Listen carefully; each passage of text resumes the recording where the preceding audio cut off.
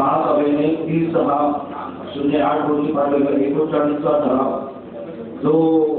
बहुमताने सत्ताधारी गटाने मंजूर केला होता तो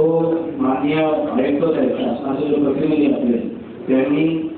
1949चा संविधान विखंडित करण्यासाठी शासनाकडे पाठवला व शासनाने तो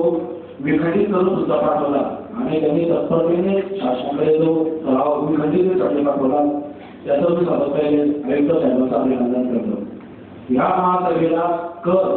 किती लावा, कमाल किती असावा, किमान किती असावा हे जरी महासभेला आपल्या सभेला ठरवलं असलं तरी आपण विविध संस्थेकडून या महासभेने या महापालिकेने कसं केलेलं आहे सरळ आपण 25 पैशाप्रमाणे जर आकारणी केली असती तर आपण मागे 30 पूर्वीची झालेली मीटिंग आहे तिच्यामध्ये घुडकोसाठी 20 एटी करताना आपण एसओ खात्याची सुद्धा परवानगी दिली होती साहेब। एसओ खात्याची परवानगी दिली असताना उपकरण जर आपल्याकडे कमी आला उपकरण कमी आल्यावर आपण जर खात्याला परवानगी दिली आहे तर आपल्या महत्वाचे खाते जसं आरोग्य पगार आहे किंवा याच्या खात्याचे पैसे हे त्या घुडकोच्या 20 एटी खात्यामध्ये वर्ग झाले असते आणि आपण महापालिका हतबल झाली असती विविध विभाग काम करण्याच्या संदर्भामध्ये। त्यामुळे मी सुद्धा मागच्या सभेमध्ये माझं मत मांडलं होतं की जीवनाच्या पहिल्या वस्तू मांडल्या होत्या 16 की त्याच्यावरती जीवनाच्या वस्तूंवरती कर माफ करावा, इंडस्ट्रीचा जो कच्चा माल आहे त्याच्यावर 25 पैशाप्रमाणे आकारावे, चैनाचे जो वस्तू आहे जेणेकरून दारू आहे, माल आहे, मटण आहे, सौंदर्य प्रसारणाचे काही सामान असतील याच्यावरती कर जगाच्या प्रमाणे लावावं आणि अन्य वस्तू जे आहे की त्याच्यावरती आता जर एखाद्या व्यापारी आपल्या 100 रुपये काही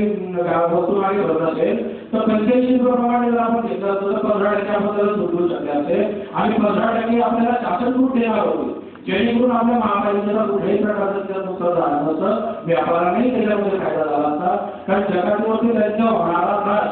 2-2 दिवसाची गाडी अडकते रस्ता घाटामध्ये थांबून जाणाऱ्याचे वसूल करतात आता महिन्याने जे बिल भरणार आहे त्याच्यावरती त्यांना अगदी सोयीस्कर असा हा उपकार झाला असता। उपकरणावरती शासनाने दर महानगरपालिका आहे आज त्यांना उपकरणी नको जगाची नको ही भूमिका काम राहिली पाहिजे। शासनाने यावेळी महापालिकेचा दर महानगरपालिकांना अनुदान दिलं पाहिजे। मात्र व्यापारी आंदोलन करतायत त्यांनी शासनाविरुद्ध आंदोलन करावं, महापालिका त्यांच्या आंदोलनाची भूमिका आहे मी मला तरी वाटतं चुकीची आहे। आपल्याला शासनाने पाठवलेला आदेश हा पारित करणं हा माझं गरजेचं आहे, आपलं कर्तव्य आहे, आपण ते केलंच पाहिजे। आपण ते ना त्याच्यात तरतूद केला तर आपल्या भविष्यात शासनाकडून कारवाई होऊ शकते। हे करत असताना आपण आपलं मत जरी मांडलं की महासभेने की जगाची नको उपकरणी नको शासन निर्णय घेतो निर्णय घेत तोपर्यंत आपण उपकर जगाची पेक्षा 15% कमी लावावा आणि 15% शासन आपल्याला अशी सूट देणार आहे जेणेकरून व्यापाऱ्यांनी आपल्याबद्दल विश्वास निर्माण होईल आणि